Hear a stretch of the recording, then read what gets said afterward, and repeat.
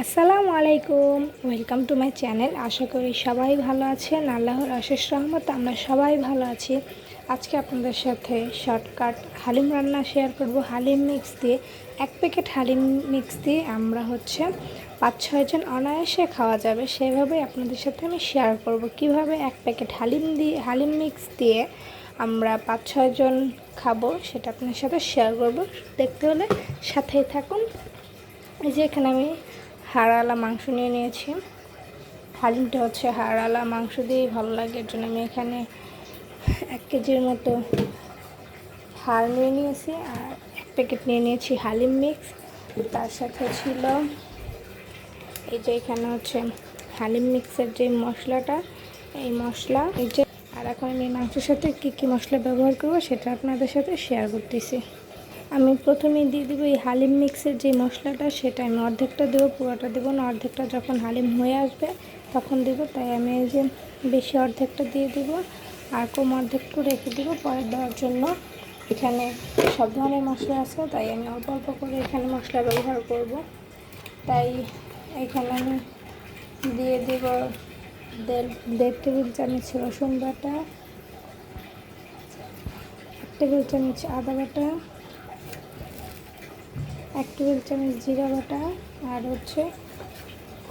পেঁয়াজ বাটা 1 চামচ দেবো। এই পেঁয়াজ বাটাটা বেশি দিব না, বেশি দিলে টক লাগতে পারে, তো যাই হোক। আর এখানে অল্প একটু লবণ দিব, কারণ এই মশলার ভিতরে প্রচুর পরিমাণে লবণ আছে, ঝাল।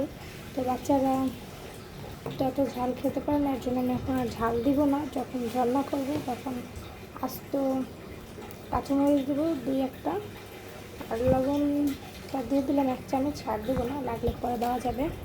আর এর মধ্যে এখন আমি অ্যাড করব তেল। এখানে হলুদ, মরিচের গুঁড়ো, দারচিনি, এলাচ, তেজপাতা, এগুলো সব কিছুই দেওয়া আছে।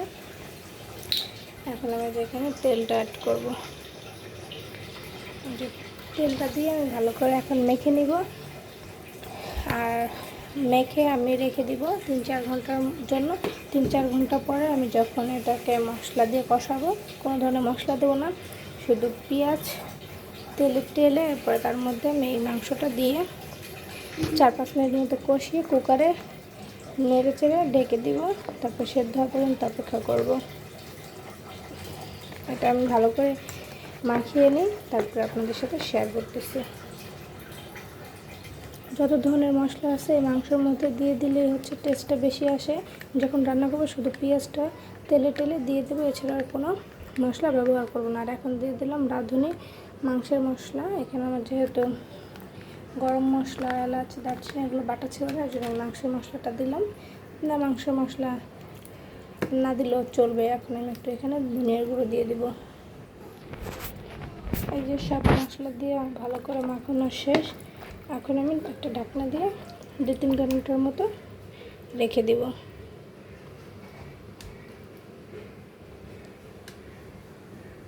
তারপরে আমি চাল ডালের মিক্সটা ঢেলে নেব।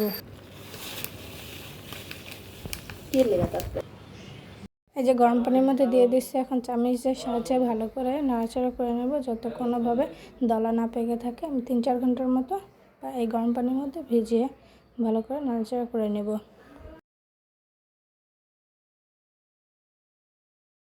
আমি গরুর মাংস হাড় দিয়ে রান্না করতেছি। আপনারা যে যেটা দিয়ে খেতে চান সেটা দিয়ে রান্না করতে পারেন। মুরগি মাংস দিয়ে রান্না করা যায়। এখানে আমার এই যে এটা ভিজানো শেষ। আমি 3-4 ঘন্টা পরে এখন চলে আসছি রান্না করার জন্য। এর জন্য পেঁয়াজটা আগে তেলে ভেজে নিলাম। ভেজে এর মধ্যে এই মাখানো মাংসটা দিয়ে ভালো করে কষিয়ে এর মধ্যে আমি পানি দিয়ে দেব। পানি দিয়ে আমি ঢাকনা দিয়ে ঢেকে দেবো। তারপর অপেক্ষা করবো সেদ্ধ হওয়া পর্যন্ত। সেদ্ধ হলে আমি ঢাকনাটা খুলে দেবো। ঢাকনাটা খুলে জাল হতে থাকবে। আর এখানে আমি গরম পানির মধ্যে মরিচ কেটে দিয়েছি, যার যতটুকু ঝাল প্রয়োজন নিয়ে খাবে। আর গরম পানির মধ্যে তেঁতুল ভিজিয়ে রেখেছি কাত বানানোর জন্য। এই যে আমার এই হালিমটা আমি ঢেলে দিব মাংসের মধ্যে। যা মাংসটা হয়ে গেছে সেদ্ধ, এখন আমি এর মধ্যে হালিমটা ঢেলে দেবো। কিন্তু আমার এই কুকারে নাড়াচাড়া করতে সমস্যা হবে বিধায় আমি পাতিলে ঢেলে নিয়েছি। আর এর মধ্যে আমি হালিমটাও এখন ঢেলে যতটুকু পাতলা রাখবো সেই অনুযায়ী পানি দিয়ে জাল করে নেব। যে যেরকম পছন্দ করেন সেরকম করে নামিয়ে ফেললেই হবে। এই যে আমার এতটুকু পানির প্রয়োজন, তাই আমি দিয়ে দিয়েছি। এখন এটা আস্তে আস্তে জাল হবে, যতটুকু সেদ্ধ হয়নি সেদ্ধ হয়ে যাবে। দেখেন আমি 6 বাটি বেড়ে নিয়েছি। এর মধ্যে আরও অনেক বেঁচেছে, তো এক প্যাকেট হালিম দিয়ে দেখেন আমরা 10 জনের মতো খেতে পারবো। যাই হোক, আজকের ভিডিও যদি ভালো লেগে থাকে লাইক কমেন্ট শেয়ার করবেন।